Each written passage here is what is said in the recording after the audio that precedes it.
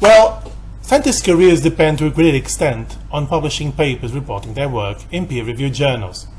When submitting manuscripts for publication, they have to follow the journal's instructions, which cover things like the writing style, for instance, but more importantly, what type of information is expected to be reported and how. These guidelines also often include ethical considerations. So upon reception, the editor takes a look at the manuscript and forms a first impression of its relevance and novelty factor. If the study is considered interesting enough, the manuscript gets sent to known researchers in the field, the peer reviewers, who will make a detailed analysis of the soundness of the methods, results and conclusions reported in the manuscript. The most common is for peer reviewers to suggest minor, and often major, changes before the manuscript is deemed publishable. If peer reviewers have any serious concern regarding how the work was carried out, it will be rejected.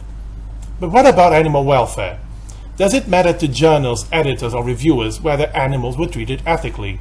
And, more importantly, should a paper be accepted when this is not the case? At least in theory, the adoption of strict animal welfare policies by scientific journals should motivate scientists to abide to high standards of animal care and use. At the ANIMPACT project, we wanted to know how journals actually measure up regarding their policies on soundness of research, detail in reporting, and, more importantly, animal welfare and ethics. We reviewed the policies of a sample of 170 scientific journals publishing studies on mouse models of tuberculosis, Huntington's disease, and type 1 diabetes.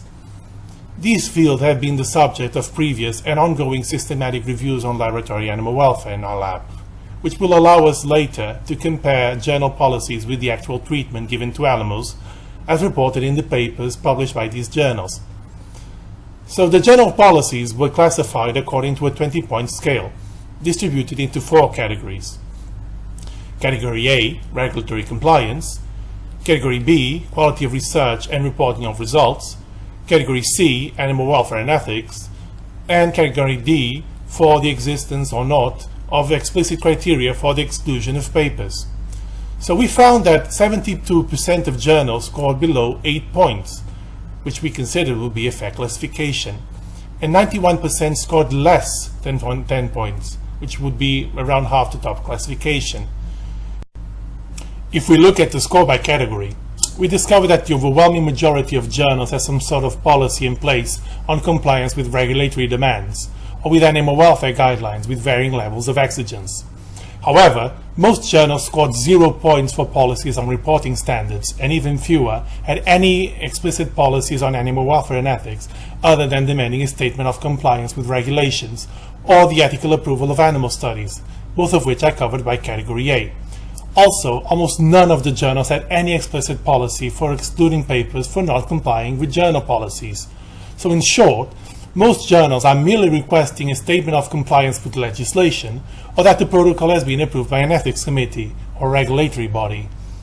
But this means that journals are shifting their responsibilities regarding animal welfare and ethics to regulators and institutions, rather than having an active role in identifying and preventing the publication of studies where animals were not treated ethically, or ensuring that methods and results are reported clearly.